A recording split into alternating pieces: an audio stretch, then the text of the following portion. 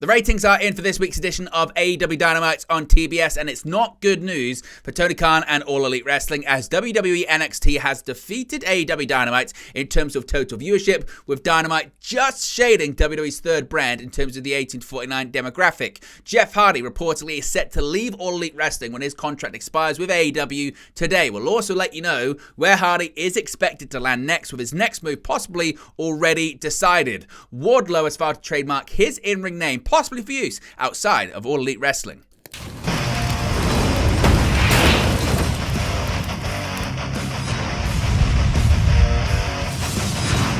Hey guys, welcome back to Wrestling News 365. Hope everyone is doing very well. As always, plenty of news stories to get into in the world of professional wrestling. Let's get straight into the news stories and start talking about AEW Dynamite on TBS. The ratings, the total viewership, the key demographic info is all in. Now, All Elite Wrestling took another step towards their annual Forbidden Door pay-per-view with the June 12 edition of AEW Dynamite. While the fans in Des Moines, Iowa were hyped up to see the action play out in front of them, how many people tuned into TBS to see things unfold on television?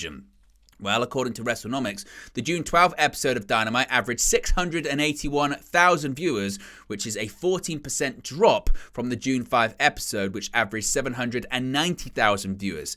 Now, as it has been every summer, AEW faced stiff competition from the NBA Finals. Game 3 between the Boston Celtics and Dallas Mavericks averaged almost 11 million viewers, more than the next three most viewed shows on all of American television for June 12 combined. This was the final Dynamite that will air against a 2024 NBA or NHL playoff game. Now, in terms of the 18 to 49 demographic, Dynamite earned a 0.23 number, which is an 18% drop from the prior week. And it's also the lowest the show has earned in its regular time slots in the last 4 years since June 2020. However, the show did end up ranking second behind the US men's soccer match on TNT in terms of the 18 to 49 numbers on all of cable, and sixth overall when including commercial stations. Now, the 18 to 49 is quite interesting here. It also marginally beat the June 11 edition of WWE NXT in the key demographic. NXT got a 0.22, only 13,000 viewers less than the 18 to 49 number for Dynamite, a 0.23. We'll talk about total viewership and all that kind of stuff in just a second. Now, in terms of the quarter hour ratings, these come courtesy of WrestleNomics, so shout out to them and be sure to subscribe to their Patreon channel. Now, Dynamite had a relatively small lead-in of 785,000 viewers this week, which would steadily decline over its 2-hour time slot. It finished with just 608,000 viewers, the low for the evening, in the 6-minute overrun that saw the conclusion to Will Ospreay's successful International Championship defense against Rey Fenix in the main event, as well as the fallout after that involving Swerve Strickland and a bit of a face-off ahead of their match at Forbidden Door later on this month. Now, when it comes to the comparison between WWE NXT, this is where things get very, very interesting, of course. Now, after the ratings for WWE NXT came out on Wednesday, Brian Alvarez tweeted this, saying, quote, "It's very unlikely NXT defeats Dynamite this week." Well, he was wrong in that regard because, as you can see right here, NXT's viewership was significantly higher. Now, this is something that Dave Meltzer had speculated on earlier on in the week with Cody Rhodes appearing on NXT on Tuesday. He believed that the show could draw more viewers than AEW Dynamite this week, and that was the case. This is what Meltzer said prior to NXT on Tuesday. He said, quote, "They might do it in total viewers. I wouldn't even be surprised. 18 to 49, there's still a gap, but Cody's a big draw. Like last week, it was a 0.28 to a 0.22, but there's still a gap. But they're not going against the NBA. AEW is going against the NBA. They're bringing in Cody Rhodes. It could be close. It is possible that NXT could do a better 18 to 49 number. It wouldn't shock me in the least if they would." Now, of course, as you can see right there, NXT did outdraw AEW Dynamite in terms of total viewership,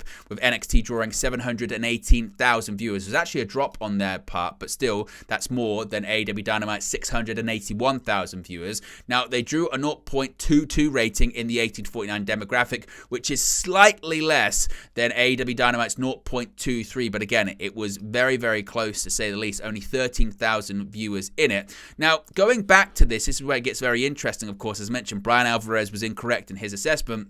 But Brandon Thurston put this out last night. It's a graph of the ratings and the total viewership comparison between AEW Dynamite and WWE NXT throughout the whole time that they've been on the air. Now, as you can see in that line, that sort of perforated line, that's when the Wednesday Night Wars end. And as you can see, after the Wednesday Night Wars end, AEW Dynamite's viewership starts to skyrocket. That's in sort of 2021 to 2022, really. And there's this huge gap between AEW Dynamite and NXT. But what we have seen over really the last 2 years, when it comes to total viewership, that gap has got considerably smaller. Which was once a huge gap between Dynamite and NXT is now getting very, very close to this week, with NXT actually defeating Dynamite in terms of total viewership. That did start to happen sort of mid to late last year, but Dynamite managed to sort of pull back away once again. And really interestingly too, if you look at the 18 to 49 demographic, which are the two lines that are beneath the total viewership lines, once again, it's a similar story. Once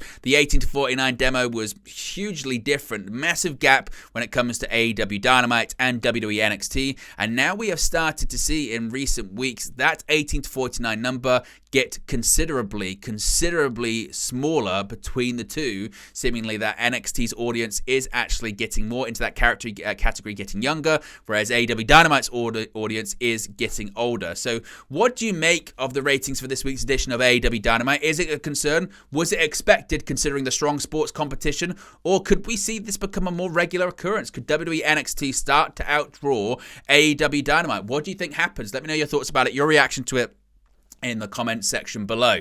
Now, Jeff Hardy, a big update on the future of Jeff Hardy in All Elite Wrestling, and it looks like he doesn't really have much of a one in AEW moving forward, because according to Sean Ross Sapp of Fightful Select, Jeff Hardy is poised to become a free agent. Fightful Sean Ross Sapp has learned that former WWE and TNA World Heavyweight Champion Jeff Hardy is set to become a free agent today, that being Friday, June 14. Now, originally it was believed that AEW could or would add significant injury/sabbatical time to Jeff Hardy's deal, but that doesn't appear to be the case as of Wednesday. Now, his brother Matt Hardy left the company at the beginning of April, although the two sides did have talks about a renewal. Now, Fightful have been told since then there haven't been any extended conversations regarding bringing Matt Hardy back into AEW at the moment. Now, what about his future? Well, we'll get into that in just a second. TNA wrestling sources reportedly told Fightful that naturally they were interested in Jeff Hardy, considering his history in the company. Of course, his brother, Matt Hardy, has been working in TNA wrestling, and TNA sources said things went so well, they asked him to work additional dates. Now, that was the story at the time, but now we know plenty more on this. This is a big spoiler, so if you don't wish to be spoiled, I'll give you 5 seconds that you can skip ahead. 5, 4, 3, 2, 1, because Jeff Hardy's next move indeed is to return to TNA Wrestling. This has been confirmed by Mike Johnson of PW Insider, who has said that Jeff Hardy is expected to make his return to TNA Wrestling this weekend. PW Insider has confirmed with what they're describing as multiple sources. Now, Jeff's brother Matt stated on his podcast in May that Jeff's AEW deal was up in June. Now, Mike Johnson says he's not sure when it expired, but they have been told Hardy is TNA bound.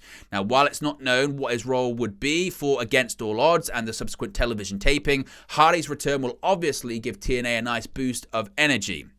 Now, Against All Odds tonight is sold out. Saturday's television taping still has tickets available. Matt Hardy challenges Moose in the Against All Odds main event. This has also now been confirmed by Sean Ross Sapp of Fightful as well, saying, we can confirm, we've also heard Jeff Hardy is planned for a TNA return, as PW Insider has reported. So Jeff Hardy, he's a free agent. He has left All Elite Wrestling, and he is planned to appear at the TNA television tapings over this weekend at Against All Odds, as well as the TV tapings after that. So what are your thoughts on Jeff Hardy leaving AEW and returning to TNA Wrestling? Is this a good move for them? Are you excited about a Hardy Boys reunion, possibly the Broken Universe really expanding back open in the company that initially started it, TNA Wrestling? Let me know your thoughts about all of it in the comments section below.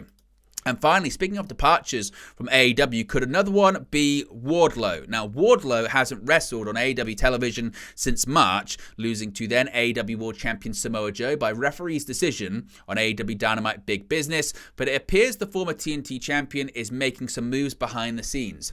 A new filing from the United States Patent and Trademark Office says Wardlow has filed for the trademark on his ring name, which is also his real surname. Wardlow has filed the trademark himself with no attorney of record listed.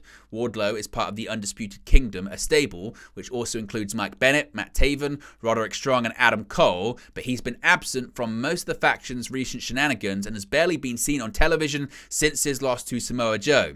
The Undisputed Kingdom revealed themselves at the end of 2023, but Adam Cole's ankle injury meant there was little forward momentum for the group outside of Strong's International Championship run and the current Ring of Honor Tag Team Championship reign of Matt Taven and Mike Bennett. Wardlow might have not been on TV, but he's also not been silenced. The former Warrior Wrestling champion took to social media recently to chastise MJF for taking Wardlow's wolf imagery for MJF's Wolf of Wrestling t-shirts. MJF and Wardlow have a long history, as MJF reportedly booked a flight out of Las Vegas to potentially avoid a loss to Wardlow in 2022 during Double or Nothing weekend.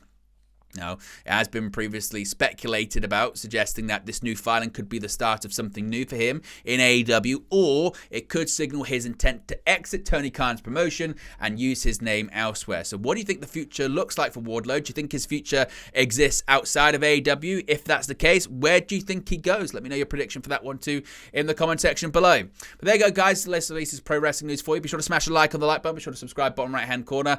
As always, let me know your thoughts in the comment section below, and I'll speak to you again very, very soon. Hey guys, thank you for watching, listening, streaming, or however you come across this video today. Be sure to click on the video on the right there to watch our next video, or click the bottom there to subscribe, or the bottom right hand corner. Thank you very much, and I'll speak to you again very soon.